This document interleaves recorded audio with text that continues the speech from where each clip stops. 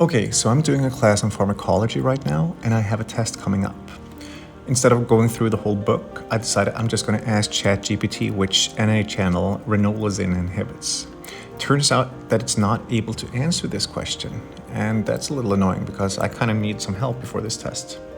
So let's give it another shot. Let's give it how many hours after taking ASS should I take metamizole? And maybe it's able to do it now. I don't know.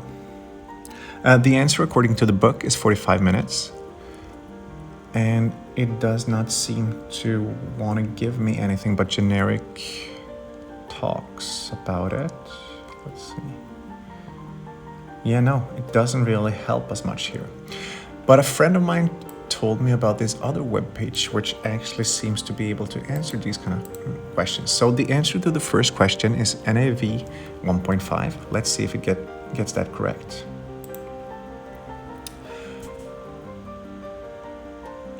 Yes, it does.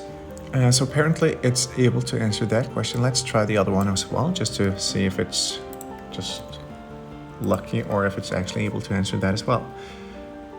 And it says 45 minutes. Yes, this is great. Okay, guys, how does it do it? I'm gonna go into the details here and talk about the theory. So if you wanna check out the app, just check the link in the description below. It's 10bex.com. I kinda like it. Go over and check it out. But now let's talk some theory. Okay, so how is it possible that this app is able to answer these questions when GPT isn't? Turns out that the answer is Langchain. Langchain connects your PDF to GPT in this app, and it uses something known as Pinecone, which is a vector database. So it basically takes your PDF, slices it into documents. Then these documents are split up into chunks. Those chunks are then converted into embeddings, and then you store these embeddings or vectors into the vector database. Now, once we know that, then we can see that the user comes up with a question. The question is then sent to the vector database, converted into a vector. Then we look for the most similar vector. We send that as context into the prompt, and then we take the question into the prompt, and we send that to OpenAI's GPT. Then you get the response, and this is how it works. So let's break it down. You have these objects on the left, which are just sentences, object 1, object 2, object 3. Then we send them into an embedding model, something like BERT, and then you get a vector out of it. Those are the numbers on the right side. This is kind of technical, so let's think about how we can break it down to understand it. Whenever I order takeout food, I always start with what do I want to eat today? So say that I want pasta, or pizza from the Italian kitchen, or maybe I want some Chinese food. Then the next step is like the geographical location. If I'm in Sydney, I'm probably not going to the same restaurant as I am if I'm in New York. And the third thing I probably consider is how much money do I want to spend?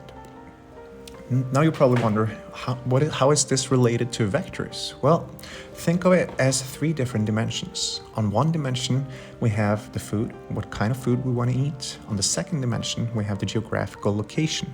And on the third dimension, we have the price range. Let's take a super easy sentence. I'm happy. It's somewhere between I'm not happy and I'm very happy. And in between there, we probably have I'm kind of happy and I'm really happy. Unless you say something like, yeah, really happy, that school starts, for instance.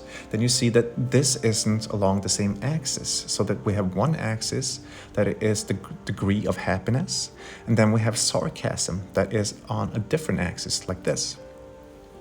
And when we talk about sentences and semantics, we always talk about how far are these sentences away from each other. So then we talk about L2 distance, which is basically the distance between 2 different sentences. That probably seems weird, so let's pull up a few sentences. We have a space of sentences here where you can see, look how sad my cat is in the top right corner. It's probably close to look at my little cat, but it's also close to a sad boy, but it's not as close, so that we need to understand what the different subjects are, what the activity is, and then we can talk about semantics.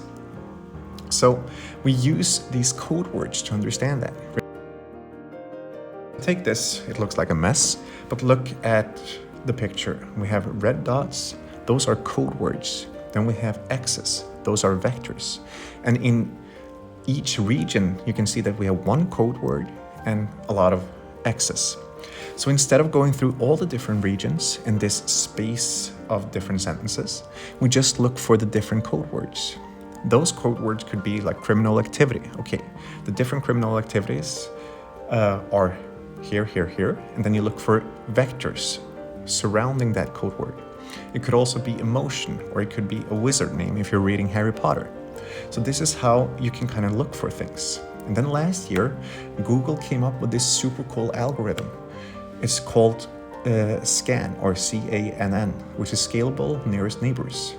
And this converges so fast that it's actually able to do 9,000 queries per second, which is twice as much as the earlier algorithms. And this is basically what drives this AI innovation in terms of large language models and the way to look for different queries when you have your own documents. So let's just wrap up with talking about how we started. We have OpenAI's GPT, we have Langchain, then we have your documents, and we connect all of that, and then we send it off to Pinecone, and then we can use the most similar vector to your question to kind of get that information out, transform it back to a sentence, and give it to you. And that's basically all there is to it.